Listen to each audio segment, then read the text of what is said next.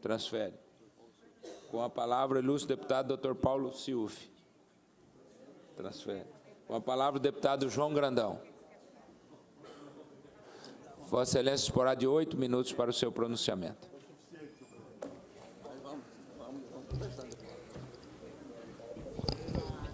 Senhor presidente, eu venho nessa tribuna. Primeiro, queria, nobre presidente Júnior Mock, que Vossa Excelência, deputado Júnior Mock, eu queria que Vossa Excelência pudesse compartilhar comigo aqui a minha angústia. Eu fui procurado por várias pessoas em relação àquela audiência pública que nós fizemos aqui, extremamente representativa, com a presença de ministro e assim por diante. E nós fizemos vários encaminhamentos em relação à tal da duplicação, do problema da rodovia, da BR-163, e falamos com a direção da CCR Via, mandamos carta para correspondência para o Ministério dos Transportes pedindo audiência, e até agora absolutamente nada foi encaminhado. E eu não poderia deixar como membro, e outros aqui também, deputados, que são membros da Comissão de Acompanhamento, deputado Júnior Mock, antes do término dessa legislatura, nós temos que ter uma posição em relação ao que nós discutimos aqui aquele dia. Não dá para admitir, né? Fez a cobrança, aumentou o pedágio, não tem nenhuma resposta. Não estou aqui dizendo que tudo que está acontecendo é culpa desse ou daquele, não estou dizendo que é culpa da CCR, não estou dizendo... Nós temos que achar, deputado Zé Teixeira, o Ministério tem que nos dar uma resposta. Como é que vai ficar, como é que não vai ficar? Porque nós cumprimos o nosso papel aqui, todos nós da Assembleia Legislativa, cumprimos o nosso papel. E eu recebi no meu escritório, na semana passada, alguém que, de uma forma muito educada, não foi para a imprensa, absolutamente nada, mas estava com praticamente toda aquela documentação, todo aquele resumo que nós fizemos da audiência pública aqui, que nós solicitamos uma audiência para o Ministério do Transporte. Deputado Onevan, deputado Júnior, vocês participaram aqui do debate. É inadmissível a falta de respeito, a falta de consideração, a falta de atenção com a Assembleia Legislativa. Não é com o deputado João Grandão, não.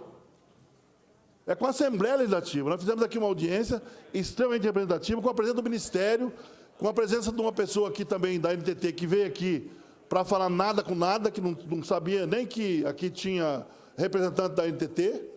E, de repente, hoje nós estamos nessa situação. Não temos uma resposta. Então, o Ministério tem que nos dar uma resposta. Olha, a situação está assim, assim, assim. Porque não dá para depois as pessoas cobrarem dos deputados como se nós tivéssemos possibilidade de resolver tudo. Absolutamente. Nós fizemos a nossa parte. Encaminhamos para o Ministério, vou repetir. O deputado Júnior Mock, inclusive nós falamos com os senadores, enfim, teve a participação efetiva, teve o empenho por parte dos senadores. O deputado Júnior Mock falou com o senador Mock, que esteve aqui presente, ligou, dando a resposta que o Ministério ficou de marcar uma audiência, marcar uma agenda com a gente. E até agora, absolutamente nada. Nada. Então, eu quero fazer um apelo. Antes do final dessa legislatura, o Ministério tem por obrigação, não é responder ao João, vou repetir, não é responder ao João Grandão, não.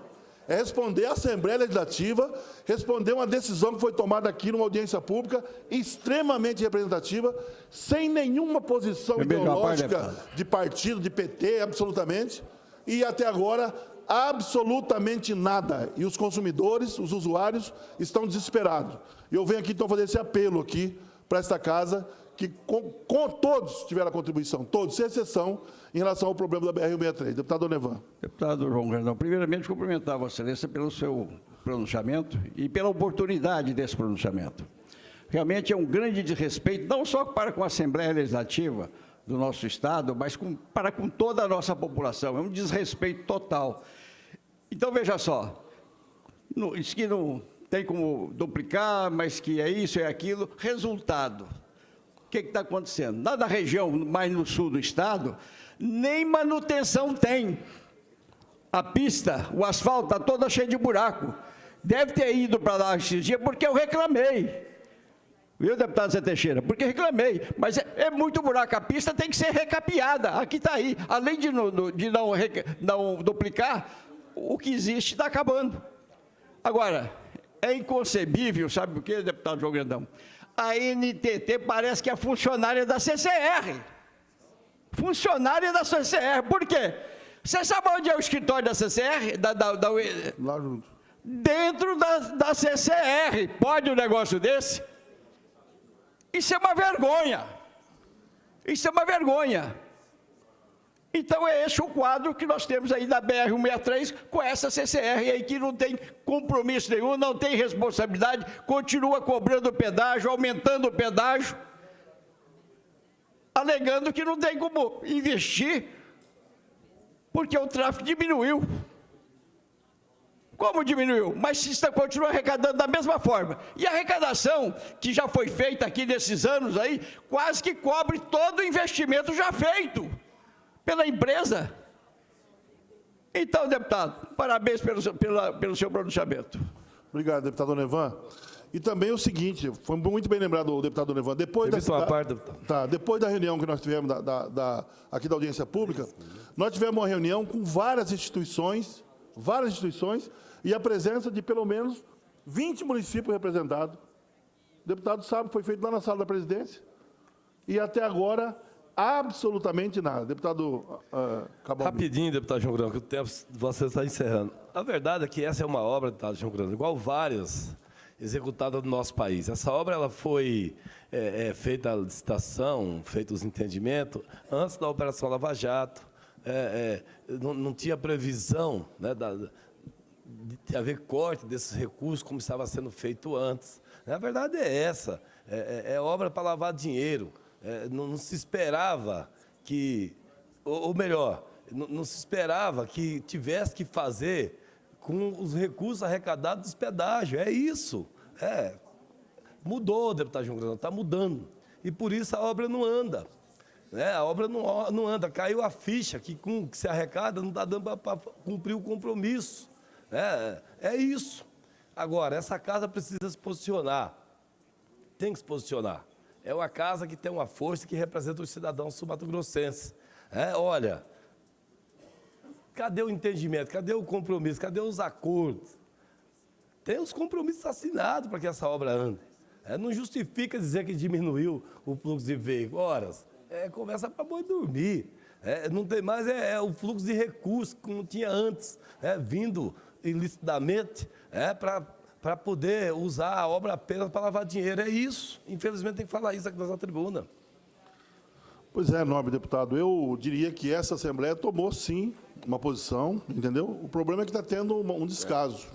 E, nesse sentido, nós estamos, inclusive, nós participamos de várias audiências públicas no município, e uma delas, deputado Júlio Moca, o compromisso que foi feito lá com o Alvorada do Sul. Até agora nada, não responderam nada, sabe, o pessoal está lá falindo, e nós estamos aqui. Então, faço um apelo, sei do seu empenho, do quanto Vossa Excelência se dedicou a isso, e, infelizmente, não temos resposta. O que nós estamos cobrando aqui é uma resposta da NTT, uma resposta do Ministério dos Transportes, porque esta casa não se omitiu. Nós marcamos a nossa posição, fizemos documento, encaminhamos para quem tinha que ser encaminhado. Era isso, senhor presidente. Obrigado. Encerrado o grande expediente, passamos à ordem do dia. Encontra-se sobre a mesa justificativa de ausência da deputada Antonieta Morim, do deputado Maurício Picarelli, da deputada Mara Caseiro, que representa neste ato a Assembleia Legislativa, em solenidade com o senhor Ministro de Estado de Educação, senhor Rocieli Soares da Silva. E, na mesma linha, o deputado Maurício Picarelli. E também, ausência do deputado Barbosinha. Solicito ao deputado primeiro e segundo secretário que ocupe seus respectivos lugares à mesa.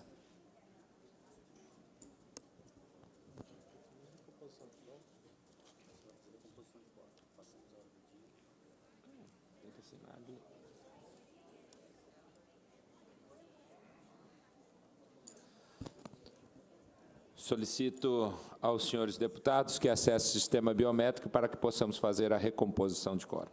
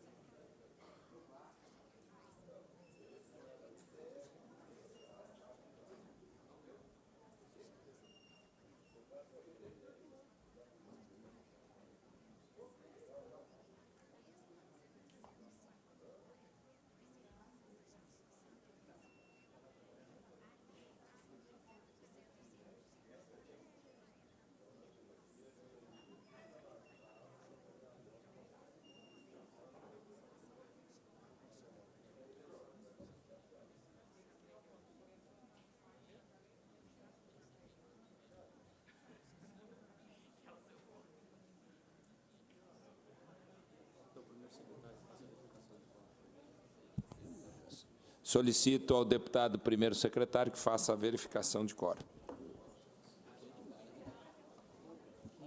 Senhor presidente, com 15 senhores deputados em plenário, há quórum para deliberação.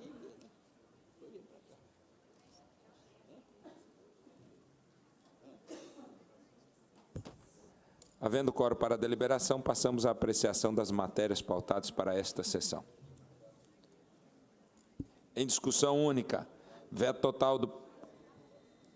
total do Poder Executivo ao projeto de lei 267/2017, de autoria do deputado Renato Câmara, que dispõe sobre a validade e procedimentos pertinentes à emissão de notas fiscais por pescadores profissionais no Estado de Mato Grosso do Sul e da outras providências. Processo número 209/2018. A Comissão de Constituição, Justiça e Redação, tendo como relator o deputado Lídio Lopes, é favorável à rejeição do veto por maioria. Em discussão. Encerrada a discussão. Solicita aos senhores deputados que acessem o sistema biométrico após a emissão do sinal sonoro. Lembrando, os que são favoráveis à manutenção do veto devem votar sim. Os que são pela rejeição devem votar não. Em votação.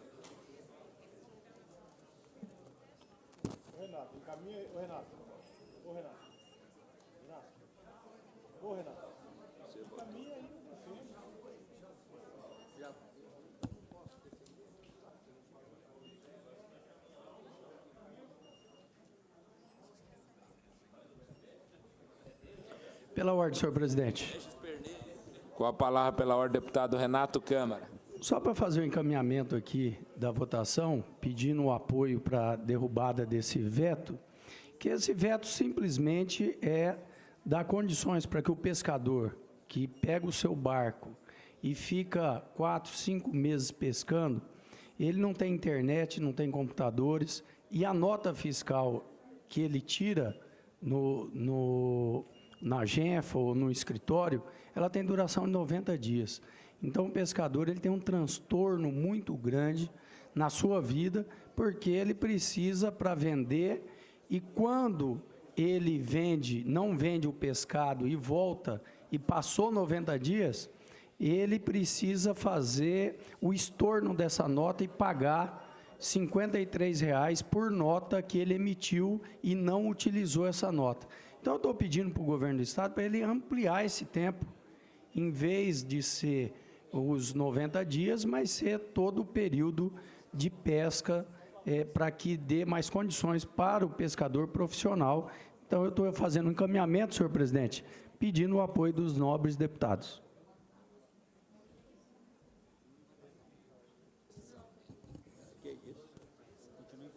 Continua em votação.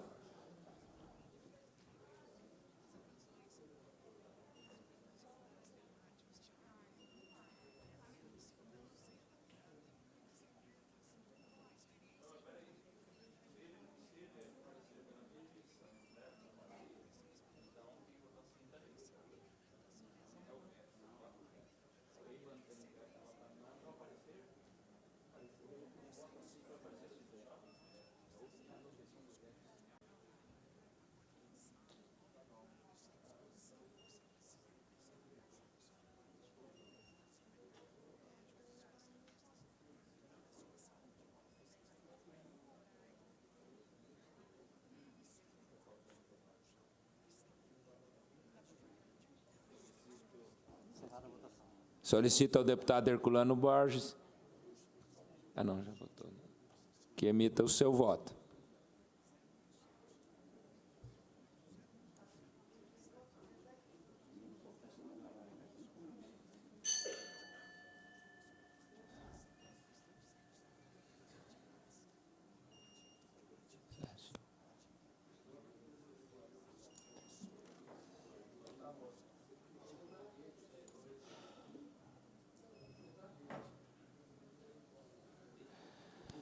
Encerrada a votação, solicito ao deputado segundo secretário que proclame o resultado. Senhor presidente, 6 votos favoráveis, 8 votos contrários. Rejeitado o veto ao expediente. contrário que mantido. Desculpa. Mantido o veto ao expediente. É necessário, se faz 13 votos para a rejeição. Arquive-se. Desculpa. Processo número 241/2018, veto total de autoria do Poder Executivo, de autoria ao projeto de lei 165/2017, de autoria do deputado Maurício Picarelli, que estabelece medidas protetivas e procedimentos para os casos de violência contra os servidores do quadro da Secretaria de Estado de Educação lotados nas escolas públicas estaduais. Em discussão única, parecer da Comissão de Constituição, Justiça e Redação, cujo relator foi deputado Lídio Lopes, favorável à rejeição do veto por maioria. Em discussão. Encerrada a discussão. Em votação. Solicito aos deputados que acessem o sistema biométrico, emitindo seus respectivos votos, lembrando que se trata de veto. Quem votar sim, vota favorável ao veto. Quem votar não, vota pela rejeição ao veto. Em votação.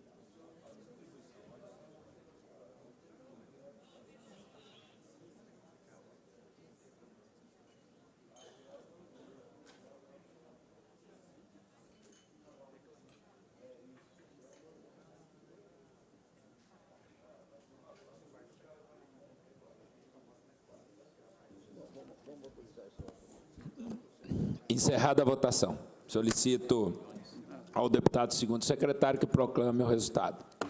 Senhor presidente, 9 votos favoráveis, 6 votos contrários. Mantido o veto, arquive-se. Em segunda, projeto de lei 160/2018, de autoria do deputado Maurício Picarelli, dispõe sobre a afixação de cartazes nos locais que menciona, informando sobre o risco de queimadas na área urbana e da outras providências. A Comissão de Meio Ambiente e Desenvolvimento Sustentável, tendo como relator o deputado Jorge Takimoto, é favorável por unanimidade. A Comissão de Serviço Público, Obra, Transporte, Infraestrutura e Administração, tendo como relatora a deputada Antonieta Morim, também é favorável por unanimidade. Em razão do que dispõe o artigo 193, parágrafo único do Regimento Interno, em razão da ausência do propositor, o presente projeto está retirado da presente sessão. Em primeira, projeto de lei 022/2018, de autoria do deputado Beto Pereira, Barbosinha, Eduardo Rocha, Enel Felini, Jorge Takimoto, Lídio Lopes, professor Rinaldo e outros. Dispõe sobre a proibição da captura, do embarque, do transporte, da comercialização, do processamento e da industrialização da espécie Salminus maxillosus brasiliensis, o dourado. A Comissão de Constituição, Justiça e Redação, tendo como relator o deputado Cabo Almi, é favorável ao projeto e à emenda modificativa por unanimidade. Em discussão, parecer da CCJR. Encerrada a discussão. Em votação, solicito aos senhores deputados que acessem o sistema biométrico emitindo seus respectivos votos, após a emissão de sinal sonoro. Em votação.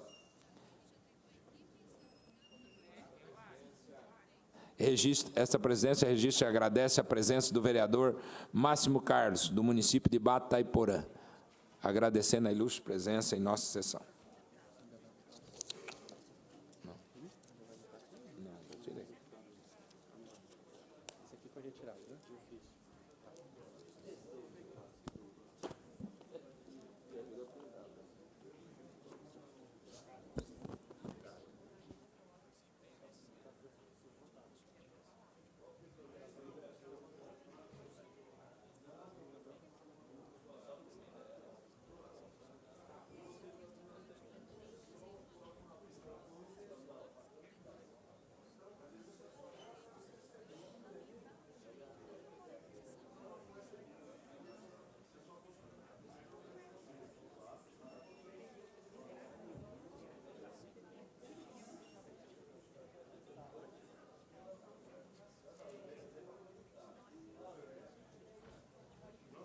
Não tem compromisso no mérito, não.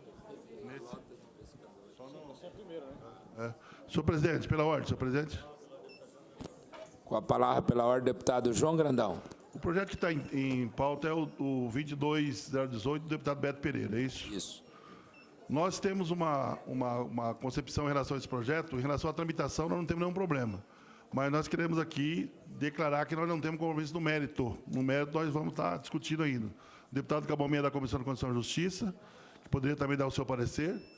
Então, em relação a essa questão, nós não temos compromisso de mérito. Ok. Essa presidência recebe a questão de ordem de Vossa Excelência em relação ao mérito da matéria. Pela ordem, senhor presidente. Com a palavra, pela ordem, deputado Cabalmi. Então, senhor presidente, esse projeto ele já veio à casa. Ele, inclusive, na Comissão de Constituição e Justiça, na época, teve parecer favorável. E eu, na Comissão de Constituição e Justiça, agora, por questão ética, inclusive, porque se era constitucional, não tem como ser inconstitucional pela segunda vez. Só que no plenário eu votei contra o projeto. Agora, de novo, votei a favor, até porque não tem como ter sido constitucional. Só que, no mérito, eu quero votar de novo com os ribeirinhos. Eu não vou votar a favor desse projeto no mérito. Estou explicando. Votei pela constitucionalidade. Agora, o meu voto no projeto em si, aqui no plenário, eu vou votar contra. Eu quero votar com os ribeirinhos que precisam sobreviver lá na base e que têm o entendimento de manter a pesca do dourado e não suspender a pesca do dourado. Então, eu vou votar contra quando for a questão do mérito do projeto. Pela constitucionalidade, eu vou votar favorável. Continua em votação. Solicito ao deputado Cabalmi, ao deputado Herculano Borges, ao deputado João Grandão que emitam os seus respectivos votos.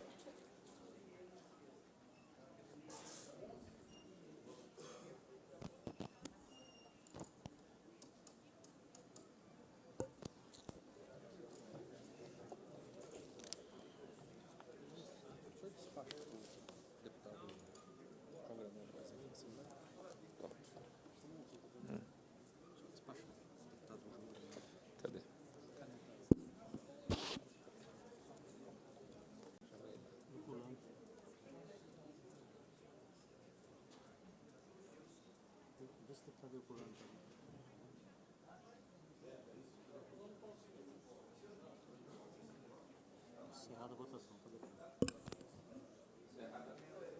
Encerrada a votação. Solicito ao deputado segundo secretário que proclame o resultado. Senhor presidente, 14 votos favoráveis, nenhum voto contrário. Aprovada em primeira, vai a segunda. Em votação simbólica, moção de pesar de autoria do deputado Herculano Borges, endereçada aos familiares de Rosalvo Alves Pereira. Moção de pesar de autoria do deputado Lídio Lopes, endereçada aos familiares de Edson Oliveira de Souza. Em discussão. Encerrada a discussão, em votação. Os deputados que aprovam permaneçam como se encontram. Também moção de pesar de autoria do deputado Cabalmi, endereçado aos familiares do senhor Márcio César de Barros Nogueira. Em discussão. Encerrada a discussão, em votação. Os deputados que aprovam permaneçam como se encontram. Aprovado ao expediente. Em discussão, as indicações, moções e demais proposições devidamente lidos na sessão plenária da última quinta-feira. Em discussão. Encerrada a discussão, em votação.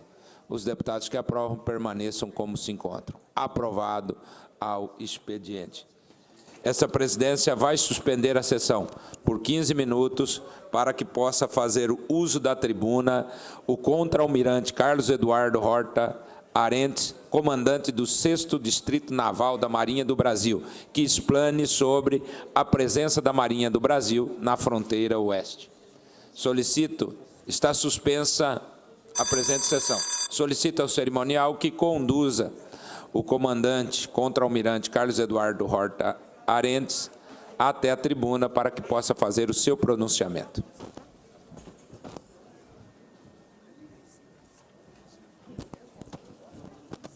Vossa Excelência disporá de 15 minutos. Muito bom dia, senhor presidente, senhores deputados, senhores e senhoras.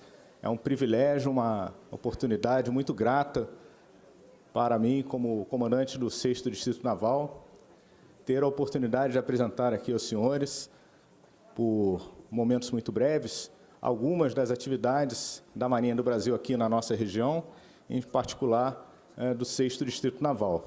Então, se os senhores me permitirem, eu vou me posicionar naquele outro microfone, que eu me desloco um pouco mais à vontade e vou expor alguns slides de forma muito breve aqui na tela e pediria que os senhores acompanhassem. Então, vou me posicionar do lado de lá.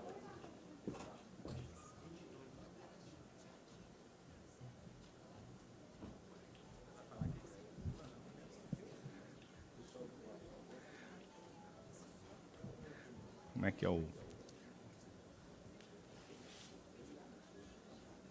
apresentação, o PowerPoint ele vai aparecer nessa tela? Ah, é na parede?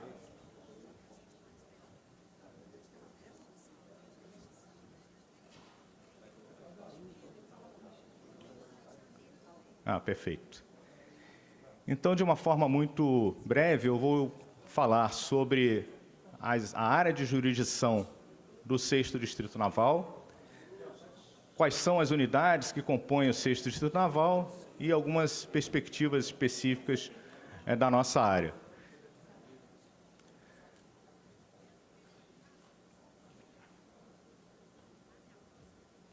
Pulou alguns slides aqui. Então, inicialmente, só para fazer uma breve retrospectiva, qual o papel das Forças Armadas? Os senhores conhecem isso, logicamente, de carteirinha. O papel constitucional das Forças Armadas, defesa da pátria, garantia dos poderes constitucionais e, por garantir iniciativa de qualquer um desses, da lei e da ordem. Mas também temos as nossas atribuições subsidiárias e também, no caso específico da Marinha, o apoio à política externa é bastante presente nessa fronteira oeste por conta da nossa vizinhança com a Bolívia e com o Paraguai.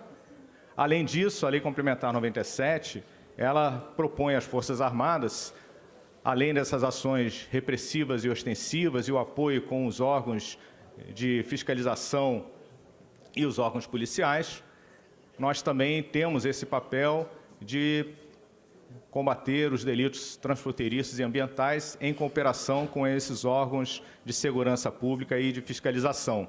E, para isso, nós realizamos patrulhamento, nós realizamos revista de pessoas, de veículos e de aeronaves e também atuamos, eventualmente, com prisões em flagrante delito. A nossa área de jurisdição do comando do 6º Distrito Naval, ela envolve os dois estados, envolve o Mato Grosso e envolve o Mato Grosso do Sul. Aí nós percebemos, aqui no Mato Grosso do Sul, nós temos Corumbá e Ladário, e lá na foz do Rio Apa, nós temos a agência da delegacia da Capitania Fluvial em Porto Murtinho. No estado do Mato Grosso, nós temos uma agência fluvial em Cáceres, uma delegacia fluvial em Cuiabá e ainda temos uma agência fluvial em São Félix do Araguaia. Então, os senhores podem ter uma noção da dificuldade, da extensão que nós temos que estar presentes em todas essas regiões. Nós vamos ver que os dois estados representam 15% do território nacional, é uma área bastante considerável. Em termos de navegabilidade, os rios navegáveis nós temos como fronteira um aspecto de fronteira seca com a Bolívia e ainda uma fronteira com o Rio, dividindo os dois países, 48 quilômetros de rio fronteiriço do Brasil com a Bolívia e 582 quilômetros de rio dividindo Paraguai aqui no nosso estado do Mato Grosso do Sul. E para conduzir as nossas atividades, nós contamos com 24 organizações militares, basicamente da que a gente chama de vertente operativa, o Comando da Flotilha do Mato Grosso, com 10 navios, o Grupamento de Fuzileiros Navais de Ladário e o Esquadrão de Helicóptero de Emprego Geral, chamado HU-4, com 3 aeronaves do tipo Esquilo. Nós contamos também com o Serviço de Sinalização Náutica do Oeste, e ele também possui um navio subordinado, o Aviso Hidrográfico Fluvial Caravelas. Muito obrigado. O navio hidrográfico fluvial Caravelas e também a Capitania Fluvial do Pantanal, que tem subordinada a ela a Delegacia Fluvial do Cuiabá e as agências fluviais de Porto Murtinho, de São Félix do Araguaia e de Cáceres. E um apoio logístico que nós precisamos para que todas essas unidades aqui possam operar. E, com isso, o Centro de Intendência da Marinha em Ladário, que provê a subsistência para essas unidades, a Base Fluvial de Ladário, que é a organização militar mais antiga da Marinha do Brasil, estabelecida desde 1873, lá na cidade de Corumbá, antigamente chamava-se Arsenal de Marinha de Corumbá. A Marinha ela está presente nos dois estados, quando ainda era um estado integrado, desde 1823, quando o Arsenal de Marinha se estabeleceu em Cuiabá, em 1823, depois foi transferido para Corumbá. E também o Hospital Naval de Ladário, que proveu atendimento não só aos militares, aos familiares, mas, eventualmente, também à população em situações em que a rede local não consegue atender. Essa, então, é a nossa disposição, a fortaleza tombada, original, as nossas instalações militares ali distribuídas, praticamente todas as instalações militares, todas as organizações militares, exceto aquelas que eu falei que ficam em Porto Murtinho, São Félix do Araguaia, Cuiabá e Cáceres, as demais se localizam em Ladário, e uma em Corumbá, que é a Capitania Fluvial do Pantanal. O Comando da Flotilha do Mato Grosso possui 10 navios, como eu comentei. O mais antigo deles é o Monitor Parnaíba, completou semana passada 81 anos, é um verdadeiro guerreiro que está conosco já desde a Segunda Guerra Mundial. O navio de transporte fluvial Paraguaçu, o navio de transporte fluvial Almirante Leverger, o navio-tanque de apoio logístico fluvial Potengi, o navio de assistência hospitalar Maximiliano, que esse nós vamos comentar com mais detalhes mais adiante. Também os 4 navios de patrulha, Piratini, Pirajá, Poti e Penedo. Ainda temos uma embarcação chamada Grept 01, na verdade, antigamente chamava Rebocador Antônio João. A lancha Esperança do Pantanal, ela é da Capitania Fluvial do Pantanal e realiza as ações de segurança do tráfego aquaviário. O Aviso Hidrográfico Fluvial Caravelas, que realiza os levantamentos hidrográficos e a cartografia, tanto nos rios, tanto no Rio Paraguai, no Rio Cuiabá e no Rio Paraguai, inclusive fora do território brasileiro, nós vamos ver isso adiante, também lá no trecho paraguaio do rio. E, recentemente, as nossas embarcações menores, essa foi projetada e construída com mão de obra local, lá em Cuiabá, esse ano, embarcação bastante pujante, essa lancha com capacidade de desenvolver cerca de 30 nós, blindada, com características muito adequadas à nossa região da fronteira oeste, que tem suas características peculiares aqui em relação às eventuais ameaças que nós temos aqui na nossa fronteira oeste. Nos meios aeronavais, nós temos 3 helicópteros do tipo Esquilo, que promovem a possibilidade de realizar ações junto aos navios, ações de adestramento interno da Força e também apoio eventual às evacuações aeromédicas, inclusive de populações civis. Nesse caso, esse evento aqui ocorreu semana passada, foi uma senhora de cerca de 80 anos, picada por uma cobra, numa localidade que não tinha acesso por estrada, e recebemos a informação, o Corpo de Bombeiros solicitou o nosso apoio, nós então conseguimos realizar a evacuação e ela, felizmente, foi atendida na rede hospitalar e se encontra muito bem. Ainda como meios operativos, o grupamento de fuzileiros navais de Ladário, que está presente na nossa região nas ações e nas operações que nós vamos ver mais a seguir. Essas são as operações de adestramento interno na Marinha voltados para os aspectos de defesa tradicionais e também operações conjuntas e operações interagências. Dentre essas operações interagências, eu destaco a Operação Ágata, que conta também com a participação de alguns órgãos de segurança pública e de fiscalização, como a Receita Federal, Polícia Rodoviária Federal, Polícia Ambiental e Polícia Militar.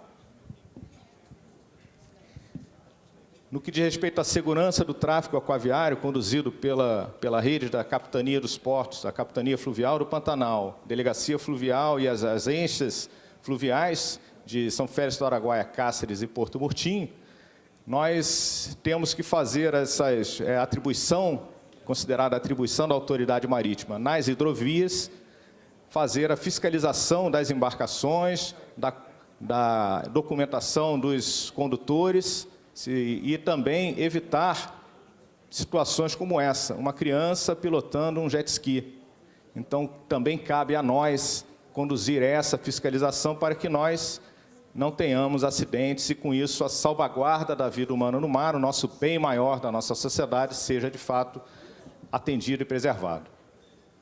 Mas, para nós chegarmos a determinadas localidades, principalmente as áreas de represa, que demandam muitas atividades de esporte e recreio, nós temos que contar com uma dificuldade e, logicamente, nossos meios conseguem chegar lá, mas passando por essas dificuldades, passando por estradas que, por vezes, não existem ou estão alagadas, e nós demandamos as nossas viaturas 4x4 para que nós desloquemos as nossas lanchas e possamos, então, fazer essa condução da fiscalização e manter a vida humana no seu melhor condicionamento.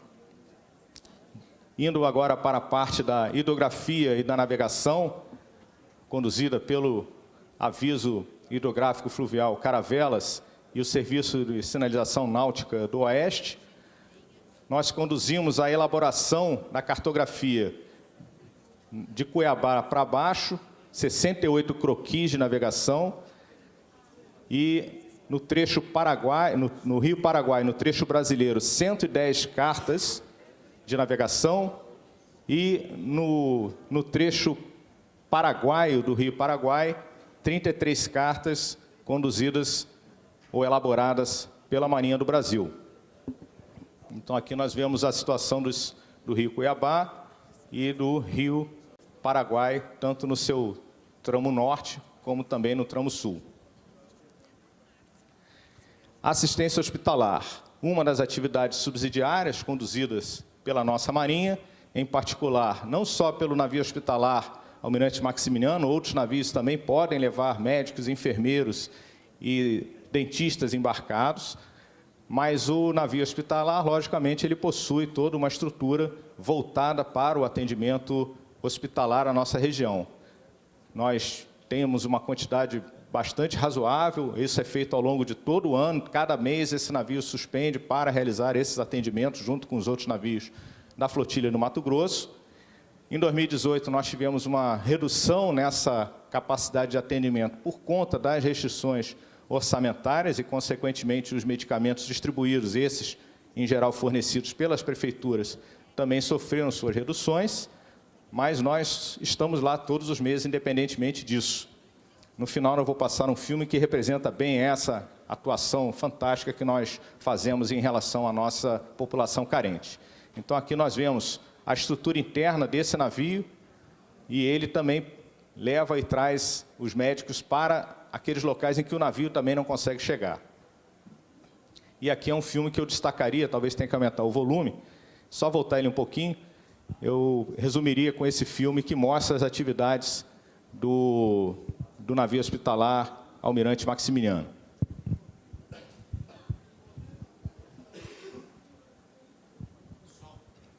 O som, talvez.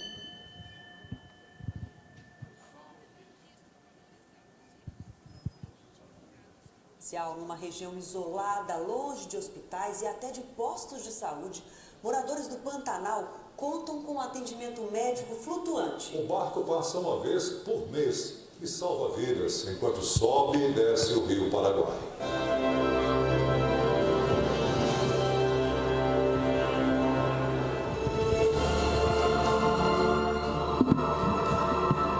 Quando o sol se esconde no horizonte, a visibilidade do maior rio do Pantanal também vai embora.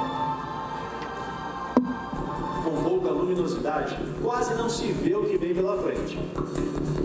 Mas os militares estão acostumados com as surpresas da região. Já era noite no Rio Paraguai quando eles se depararam com a primeira delas. O pescador Alaor, de 72 anos, é trazido até o navio no meio da escuridão. Ele mal consegue caminhar. Alaor estava na casa onde mora, numa comunidade ribeirinha, quando passou mal. Ele não sabia, mas era o início do terceiro infarto. Os sintomas deixaram os médicos em alerta. Onde começou a formigar? Está indo para onde?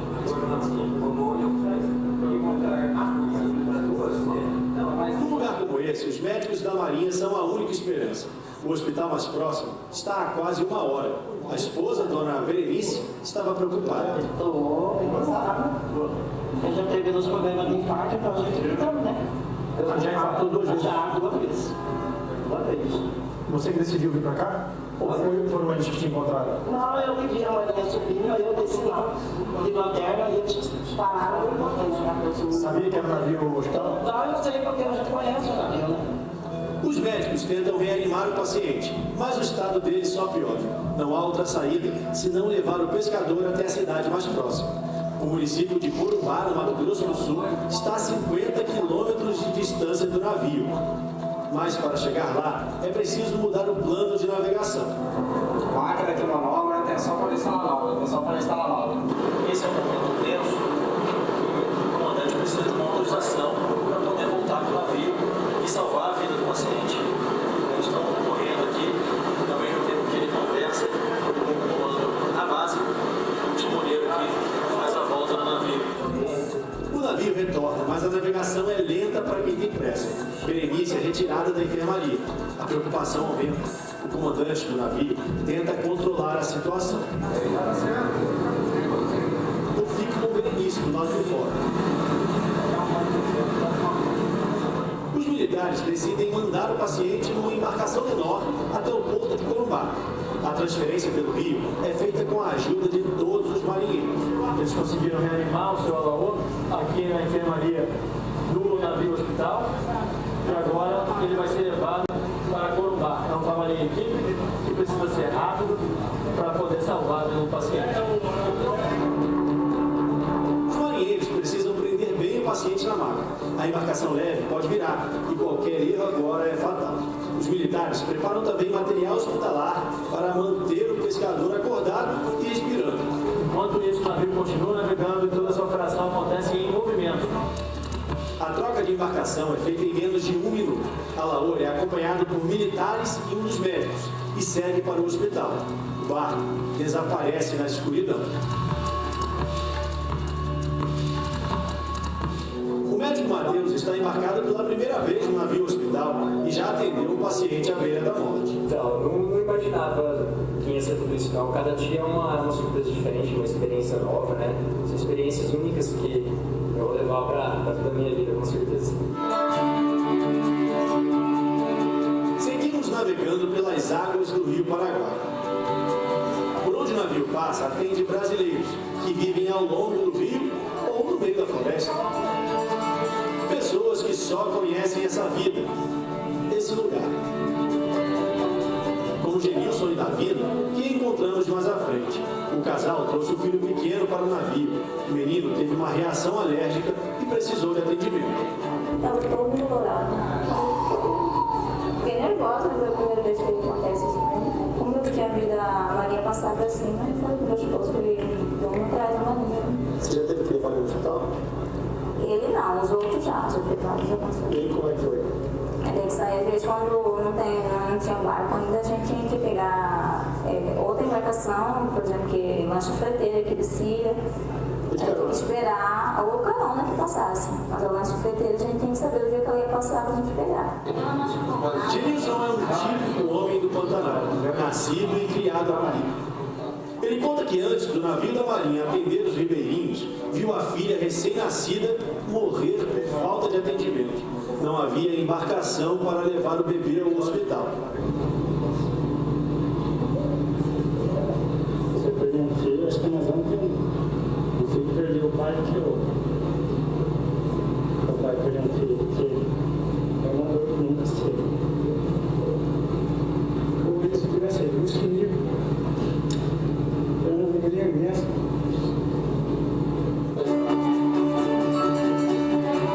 Genilson é morador de uma das mais de 20 comunidades atendidas pela Marinha no Pantanal ao longo de 1.250 quilômetros. A cada viagem, são mais de 700 atendimentos. A gente recebe diversos pedidos de socorro.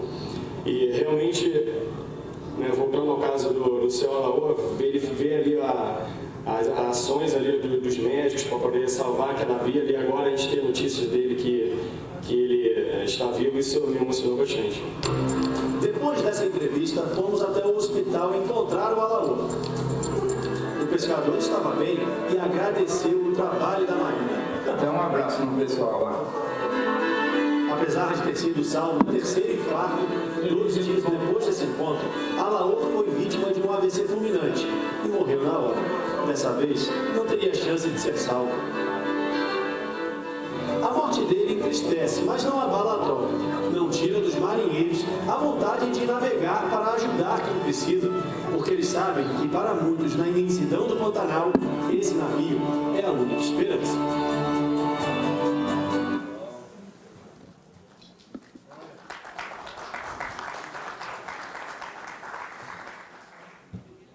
Bom, é sempre emocionante quando a gente vê esse tipo de atividade.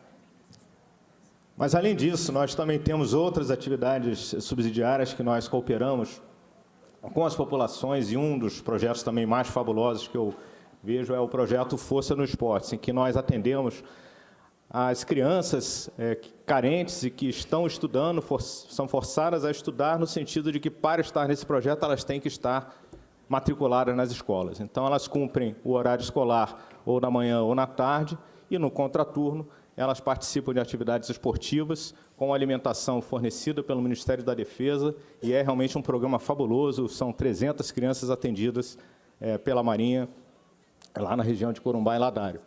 Além disso, também temos o projeto Soldado Cidadão, também é um projeto do Ministério da Defesa, e os nossos recrutas, à medida que eles estão recebendo as instruções para o serviço militar, eles também recebem uma capacitação complementar, nos preparando para que, ao sair desse serviço militar, eles possam, então, ser empregados. No início do ano, nós tivemos a participação, a parceria com o Instituto Federal do Mato Grosso do Sul, em que os 61 militares que cumpriram o programa no primeiro semestre, eles receberam essa capacitação profissional em beneficiamento de minérios. Nós temos algumas minerações lá na região de Corumbá. No segundo semestre, nós temos cerca de 60 militares, só conseguimos no programa garantir, até o momento, 15 vagas para eletricista instalador, e estamos negociando com o Senai outras capacitações para que nós possamos, então, ter todos os militares beneficiados por esse programa. E, por fim, as perspectivas, nós temos várias perspectivas no Comando 6º Distrito Naval. Uma delas diz respeito aqui a Campo Grande, um terreno já gentilmente cedido pela Prefeitura, já está de posse da Marinha esse tombo, e é ao lado do aeroporto, E quem sabe no futuro nós não tenhamos aqui a capitania dos portos do Mato Grosso do Sul, aqui em Campo Grande. Com isso, eu agradeço a oportunidade de ter passado aqui alguns momentos, falar um pouco sobre o 6º Distrito Naval. Eu sempre comento que nós temos a defesa como um pensamento de seguro, aquilo que nós não queremos usar, mas temos que ter. Todo mundo tem seguro de carro, todo mundo tem seguro de saúde, ninguém quer usar, mas a gente paga por ele. Então, nós temos que ter a nossa defesa presente. E, além disso, as Forças Armadas elas dão as suas contribuições também nas atividades subsidiárias, e o exemplo disso foram esses que eu citei. Agradeço novamente a oportunidade, a presença de todos, e me coloco à disposição, caso os senhores queiram fazer a visita lá em Ladário, em Corumbá, estaremos lá de portas abertas. A Marinha, em parceria com o Exército e com os outros órgãos, ela está sempre querendo levar para o cidadão a parte mais tangível, é a sensação de que o Estado está presente e o Estado está apoiando a nossa população. Muito obrigado. Esta presidência registra e agradece a presença do comandante do 6º Distrito Naval da Marinha do Brasil, sediada em Corumbá, o contra-almirante Carlos Eduardo Horta Arentes. E o Poder Legislativo Estadual sempre se coloca à disposição para todas as parcerias possíveis e necessárias para atender bem a população de Mato Grosso do Sul. Então, agradecemos e, neste momento, senhor presidente, com a palavra, o deputado João Grandão para fazer as considerações. Só queria, pela ordem aqui, senhor presidente, fazer aqui talvez um comunicado, né, que é de uma coisa que eu sempre defendi aqui, a agricultura familiar, que é o programa de aquisição de alimento. E eu, pelas informações que nós temos, deputados aqui presentes, deputado Paulo Correia, que nós tivemos de manhã lá tomando café junto com o comandante, a Marinha de Corumbá faz aquisição de produtos da agricultura familiar pelo programa de aquisição de alimento. Então, eu queria aqui reconhecer, porque em 2003, foi eu quem colocou na lei, quando eu era deputado federal, a possibilidade da aquisição de alimento. E uma das primeiras instituições que fez essa proeza, essa grandeza, inclusive os produtos dos assentamentos lá não estavam nem dando conta para que vocês fizessem a compra. Então, eu quero aqui, do 72 e de outros assentamentos, eu quero registrar aqui e fazer um apelo para que todas as instituições possam fazer a institucionalização da compra de produtos da agricultura familiar através da Lei 10.696. Então, eu queria, como quem colocou o artigo na lei, praticamente era uma lei de renegociação de dívida, e nós, então, colocamos o artigo 19 na lei, que permite a compra da agricultura familiar, e a Marinha de Corumbá deu exemplo. Então, eu queria registrar aqui o nosso agradecimento. Na época, eu era delegado federal do Ministério do Desenvolvimento Agrário, e pude congratular esse feito e dizer, foi uma das únicas instituições que, é até redundante, né, que fez a institucionalização da compra. Então, parabéns para vocês. E a gente vê esse movimento aí que o senhor falou, a gente fica mais emocionado ainda. Eu ia falar sobre isso, mas me emocionei ali com o trabalho, mas eu queria, então, registrar aqui leva esse nosso abraço, né, para todo o corpo lá, em relação à questão da compra de produtos da agricultura familiar, que vocês foram pioneiros. Obrigado.